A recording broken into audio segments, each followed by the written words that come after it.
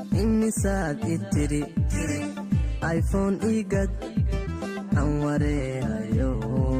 walwala hortiina aan soo istaagana waxa waaye waxyaabaha aad dareemaysiin in aan la dareemaa waxa farxad ii ah wax aan la hooyo waayay oo aan la seexo waayay oo aan la hurdo waayay in maanta in dareemaysiin aan dareemo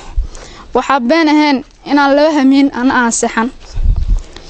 waxa la yaab igu noqotay oo waxyaabaha yaab kale igu noqotay inaan maanta dhan isla hadlaa oo aan garanayn waxa isku hadlaa waxaan is arkay ana muraayad la sheekaysanaa waxaan is weydiinayaa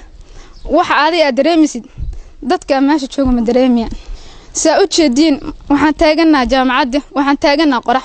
nus saac yar aan taaganaa uma adkaysan karno ma qiyaasi kartaa qof 2 saac hulcaaya ka badan oo hulc ku jiray 30 daqiiqo halka taagnaa lagu ajreynaa qoraxda uma adkaysan karo qof hulcaaya la ilaaha illa muhammad rasuulullah ku hayo dhulka hoostiisa ku jira ayaa maanta soo martay ilaahay waxaan uga bariyaa inta meesha ku dhamaantay ilaahay inuu naxariisto ilaahay waxaan uga bariyaa inta dhaawac matana inuu ilaahay ka kiciyo ilaahay waxaan uga bariyaa inta la la'yaan ilaahay inuu soo saalo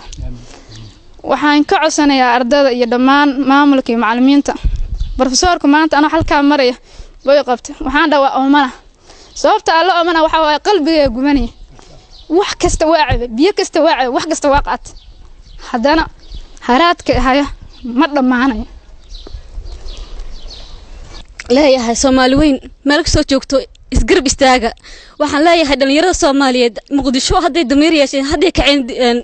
haday kaceen damiirkoodii sababtoo ah waxaan daawanay muddo saacad ka hor wiil yar oo xamar shalay banaan baxay yiri shalay ma seexan qarxaydii hore waan ka seexanay laakiin qarxan shalay maalinta dhacay 14 Oktoobar dhacay ma ahayn qarax wuxuu ahaa bam nuclear sababtoo anaga isku wacan waa seexan dalkeeni nin walba dalkiisa dhalinyarada horumarsata waxaan leeyahay Muqdisho dhalinyarada Soomaaliyeed Muqdisho ku nool iyaga anaga wadanka iska special idinka wadankii jooga iska difaaca nimankan waxaan sameeynaya nin hal nin oo awa kala ma ahan uu dalka gubo please wake up Soomaali weyn waxaan dareen la wadaagaya dadkii dib ka soo gaaray gaar ahaan reer Muqdisho iyo qof kasta muslim ah oo inta aan dibkaas oo kale uu gaaray mid la mid ah anaguna uu na gaaray laba hamiin oo la soo dhaafay ma aan seexan xalay salaaso xigaan tukada kadib aan seexday aata urdo fiican ma leeyahay maalin bay ahayd waa laga sugay inaan nolol maalmeedkay aan magaaladeeda geesta ka galo waxa hurdada iidiida wax kale ma aha qof walaalkay ah oo dib geysan oo inta gurigiisa ka soo kacay magaaladiisa u yimid inuu noolaado ay hor istaagtay noloshiisa ay hor istaagtay wax asaguna soo waxba ka galabsan annaga dhaminana aan u nahay dhibanayaal aan u nahay wada suganayso waxaan laga meermeeri karin waxay tahay in qof kasta uu muujiyo dareen walaalnimo Soomaalinimo iyo midnimo si looga gudbo waxyaalaha ugu horgudban oo aanan anagu aan abuuran gariiriya xaaluf culus xasuuqi xamar ka dhacay xanuunkiisa aan qabnaa ka dhalinyaro istaag ka hadal gafka iyo dhibkaan waxay maanta xanuun aan garan karin meesha uu yaayo waxaan aad iyo aad ugu xumahay dadka lagu laayay Muqdisho oo aan garanay waxay ku dhinteen waxaan naga baxay dad qaran ilaahu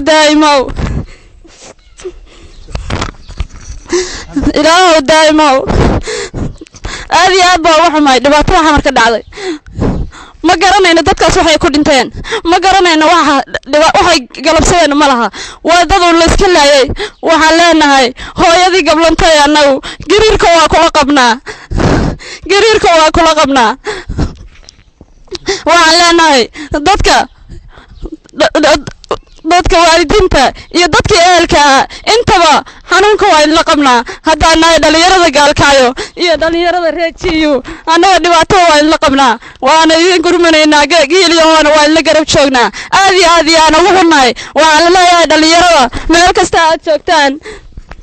dibad iyo dalba inaad ka dhiidhisaan dhibaatadan inaad ka dhiidhisaan diina dhibaatadan idinka ka dhiidhin dhalinyaro waxba dalkan ma loo qaban karo dhalinyaro duqooshin iyo dad gaboobay dhalinyaro waxba dalkan kaligood ma qaban karaan madaxda Soomaaliyeed waxaan leeyahay idinkuna inaad ugu shaqaysaan dadka muslimiinta ee Soomaalida si cadaalad ah